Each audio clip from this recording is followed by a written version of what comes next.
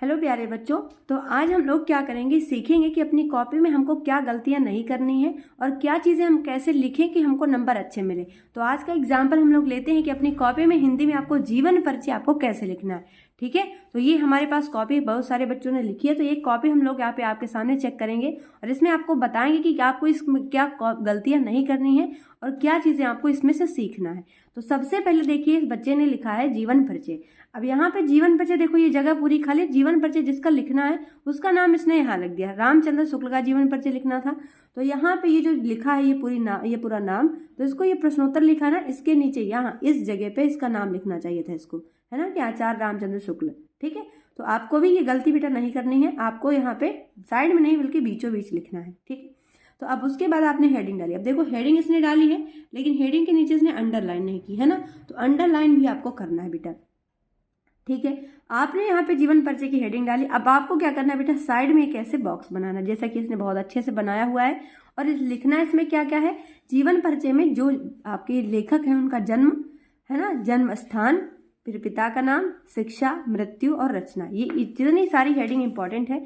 यदि देखो पिता का नाम है तो पिता का नाम लिखना है, और यदि माता का नाम है तो माता का नाम भी लिखना है।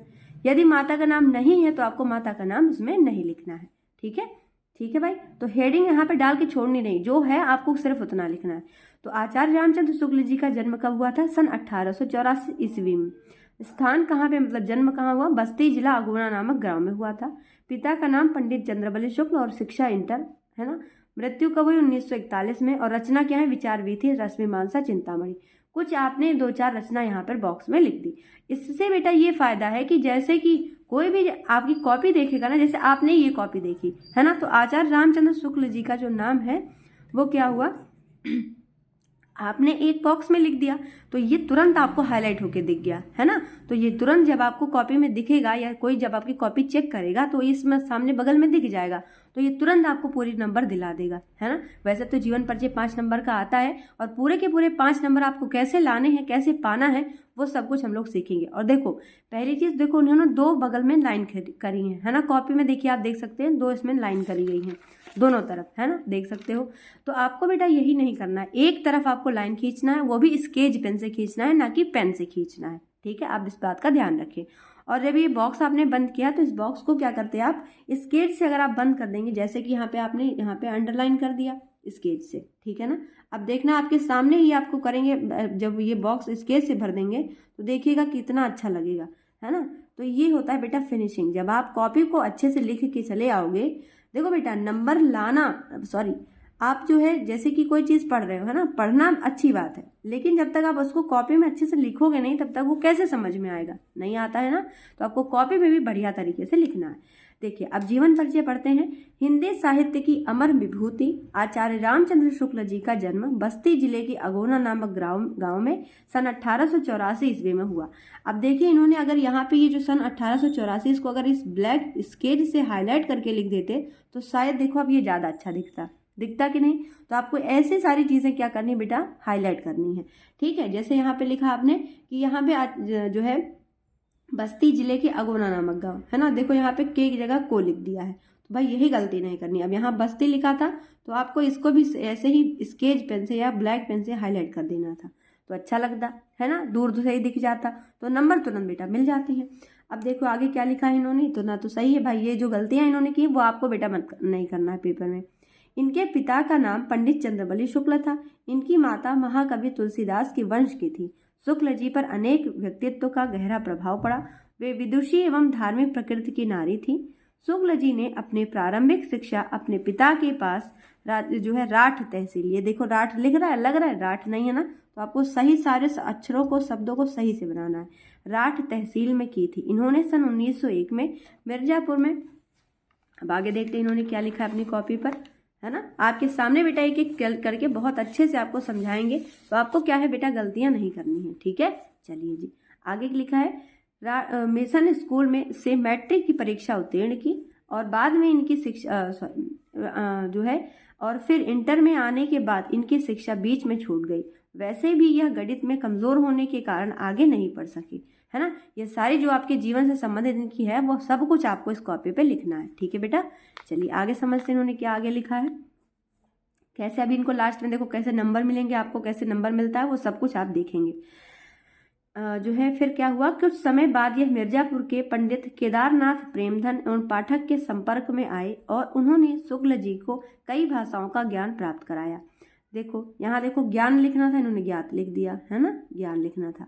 जैसे हिंदी, अंग्रेजी, उर्दू, फारसी, बंगला, संस्कृति, और इसके फलस्वरूप इन्होंने नायब तहसीलदार की नौकरी कर ली।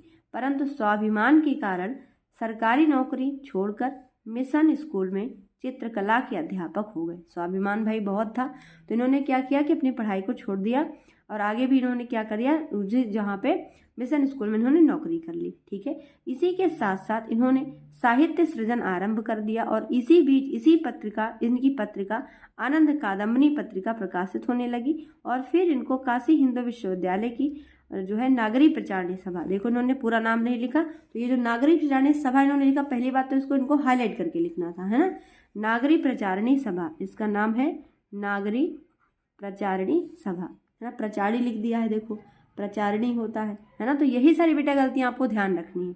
अब देखो लिखा तो इन्होंने पूरा है, लेकिन देखो बहुत सारी गलती है ना बीच बीच में, तो यही नहीं करना है। नागरी प्रचारणी सभा ने इनको, अब आगे क्या है इसमें, हिंदी साहित्य के संपादन के लिए बुलाया और इनको काशी के हिंदू विश्वविद्यालय में हिंदी के पद पर नौकरी मिल गई। और फिर डॉक्टर श्याम सुंदर दास के अवकाश ग्रहण करने के बाद इनकी नियुक्ति हिंदी के अध्यक्ष के रूप में की गई और इसी पद पर कार्य करते हुए यह महान आत्मा सन 1941 ईस्वी में स्वर्गवासी हो गए। अब देखो यहाँ पे इन्होंने अच्छा काम किया, इसको जो है इन्होंने हाईलाइट करके लिख दिया, है ना। तो ये इनका क्या है, बिल्कुल सही है। तो आपको बेटा ऐसी गलतियां बिल्कुल भी नहीं करनी है। ठीक है भाई, समझ में आया। चलिए जी आगे बढ़ते हैं। अब जब आपने जीवन परिचय खत्म किया तो आपको क्या करना है, रचना की हेडिंग डालनी है। ठीक है, अब देखो रचना की हेडिंग तो इन्होंने डाली, लेकिन यहाँ अगर शायद नीचे अंडरलाइन आप ऐसे कर देते बेटा तो कितना अच्छा लगता है ना। तो आपको ऐसे अंडरलाइन कर देना था। अब जीवन परिचय हो गया समाप्त, अब रचनाएं लिखनी है। रचनाओं में चिंतामणि, रश्मिमांसा, विचार विधि, 11 वर्ष का समय, ये सब लिखो। देखो अब उसके बाद इतिहास क्या है इनका, हिंदी साहित्य का इतिहास आपको लिखना है। विधा के साथ उसकी रचना लिखनी है। भाषा में शुद्ध एवं खड़ी बोली थी। ठीक है, तो आपको ऐसे यहाँ पे रचनाएं लिख देनी है। समझ गए। चलिए हो गया। अब देखो इन्होंने क्या किया, एक गलती कर दी, इन्होंने हिंदी साहित्य में स्थान देखो नहीं लिखा, है ना। आपकी लास्ट हेडिंग होती है हिंदी साहित्य में स्थान, तो हिंदी साहित्य में स्थान आपको लास्ट हेडिंग बेटा ये भी डालनी है। ठीक है, ये सब हेडिंग लास्ट की छोड़नी नहीं है। देखो हिंदी साहित्य में स्थान इन्होंने नहीं लिखा, लास्ट में आपको इस तरीके से हेडिंग डालनी है। समझ गए ना। तो हिंदी साहित्य में स्थान की हेडिंग इन्होंने नहीं लिखी है भाई, और रचनाओं को भी बहुत कम लिखा है, और सारी रचना इनको विधा के अनुसार इन्होंने नहीं लिखा है ना। तो अगर इनको नंबर दिए जाए तो आप अगर हिसाब से देखो बेटा तो टोटल 5 नंबर में आता है जीवन परिचय। तो आपको 5 में से इनमें से देखो लिखा तो सब कुछ है, बहुत सारी चीज़ें इन्होंने मिस्टेक करी, जैसे कि अंडरलाइन नहीं किया, लास्ट की हेडिंग नहीं लिखी, हिंदी साहित्य में स्थान, है ना। अब देखो जो इंपॉर्टेंट चीज़ थी नागरिक प्रचारणी सभा, इसको इन्होंने हाईलाइट भी नहीं किया और गलत भी लिख दिया, है ना। और उसके बाद देखिए शुरुआत में इन्होंने क्या करा है, यह देखो अंडरलाइन नहीं किया, ये सब कुछ हाईलाइट नहीं किया, तो ये नाम यहाँ लिखना था और यहाँ लिख दिया। तो ये सारी गलतियाँ आपको नहीं करनी पेपर में। ठीक है, और अगर हम नंबर की बात करें इनको, तो 5 में से कितने नंबर वैसे इनकी कॉपी पे मिलने चाहिए, तो इनको बेटा मेरे हिसाब से तो 3.5 नंबर मिलने चाहिए 5 में से, है ना। क्योंकि एक हेडिंग इन्होंने हिंदी साहित्य स्थान लिखा ही नहीं, है ना, समझ गए। तो हिंदी साहित्य स्थान उन्होंने नहीं लिखा। अब भाई ये तो जब बहुत इंपॉर्टेंट लाइन है ना। आपको जहाँ पे रचनाओं भी आपने रचनाओं में ये सब एक साथ लिख दी है। ठीक है, तो ये गलतियाँ आपको नहीं करनी है। तो बेटा हिंदी एक ऐसा विषय है जब आप अच्छे से इसको लिखोगे तो आपको पूरे नंबर मिलते हैं। ठीक है, और आप अच्छे से नहीं लिखोगे बेटा तो लिख के तो आओगे, फिर बाद में सोचोगे कि हमको नंबर कम क्यों मिले। तो नंबर कम मिलने का यही कारण है कि आपने जो है बहुत सारी गलतियां मिस्टेक आपको नहीं करनी है। और क्या गलती आपको नहीं करनी है वो इस कॉपी में मैंने आपको बता दिया है। बहुत ध्यान से इसको वीडियो को देखिएगा, एक एक चीज़ आपको मैंने बहुत अच्छे से बताई है बेटा। और हाँ, एग्ज़ाम में जब देने जाओ बेटा तो अब आपको सोच रहे होगे कि मैम हमको इतना समय कैसे मिलेगा कॉपी के लिए। बेटा बहुत समय मिल जाएगा, आप पहले लिख लो, उसके बाद आराम से सारे के नीचे अंडरलाइन कर सकते हो। जैसे यहाँ है, यहाँ है, यहाँ है, तो बाद में आप अंडरलाइन कर सकते हो। ठीक है, और साइड में एक साइड इस तरफ साइड में आपको केवल स्केच पेन चलाना है, आपको यहाँ लाइन करनी, इस तरफ आपको लाइनिंग नहीं करनी है। ठीक है, आप उम्मीद है कि आपको समझ में आया होगा। और आपको इसमें पेन नहीं, ये पेन से नहीं करना बल्कि आपको स्केच से करना है। तो स्केच से जब आप कर दोगे बेटा तो ये बहुत अच्छा लगेगा। ठीक है, समझ रहे हो ना। चलिए जी। और हिंदी साहित्य में स्थान बिल्कुल भी मत भूलिएगा, आपको जल्दबाजी में छोड़ना नहीं है। ठीक है, चलिए जी। आपको उम्मीद है कि समझ में आ गया होगा कि आपको जीवन परिचय कॉपी पे कैसे लिखना है। तो आप अगर वीडियो आपको पसंद आता है ज़रूर वीडियो को शेयर करिएगा और चैनल को भी सब्सक्राइब करिएगा।